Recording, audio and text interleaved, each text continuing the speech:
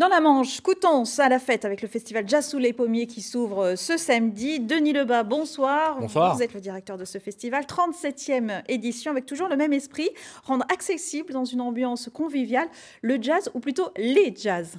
Oui, parce que le jazz, il peut être swing, il peut être électro, il peut se marier avec les musiques du monde, il peut être avec le blues, avec voilà, il a beaucoup de couleurs, donc c'est toutes ces couleurs qu'on a envie de montrer à Coutances. On va écouter un extrait de la pétillante Rhoda Scott, l'organiste aux pieds nus. Elle a 80 ans et elle nous offre un jazz généreux au swing teinté de blues. On écoute quelques secondes.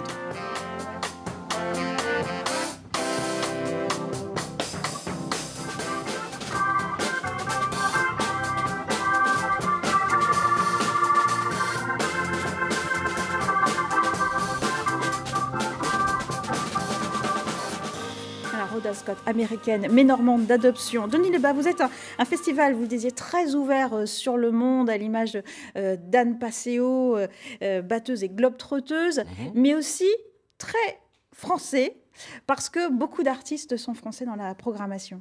Oui, on a au moins 50% de musiciens français parce que il y a des choses extraordinaires aux États-Unis, en Afrique, mais il y a aussi des choses très très bien chez nous et donc il n'y a pas forcément besoin d'aller chercher très loin. Et il y a des très jeunes musiciens français, plein d'imagination. Vous avez cité Anne Passeo, mais il y a Raphaël Habert, Éric Seva, Papanoche, enfin plein d'autres. Donc ils ont une place tout à fait naturelle dans le festival.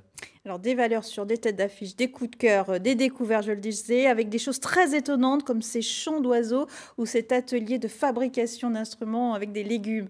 Oui, alors les chants d'oiseaux, c'est deux musiciens qui imitent le chant des oiseaux, qui dialoguent avec les oiseaux, et il y aura un troisième larron avec un saxophone pour se mêler à la discussion. Bah, ça fait partie du festival, ça a des choses un peu incroyables qu'on propose au milieu des noms plus connus. Et puis aussi des animations gratuites, en off. Tout à fait, on peut venir au festival sans dépenser le moindre sou, parce qu'il y a beaucoup de spectacles de rue gratuits, il y a une scène réservée aux amateurs, il y a des concerts gratuits, il y a une ambiance de festival, donc ça fait aussi partie de la grande fête qui est Jazz sous les pommiers. Denis Lebas, vous êtes arrivé en plateau, mais pas les mains vides.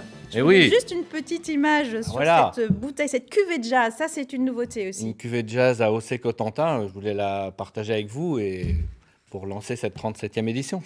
37e édition qui démarre très fort. Côté billetterie, déjà 28 concerts complets, mais il reste des places. Alors j'invite les spectateurs à se rendre sur le site internet. Merci beaucoup, Denis Lebas, d'être venu ce soir pour nous donner envie d'aller à Jazz sous les pommiers.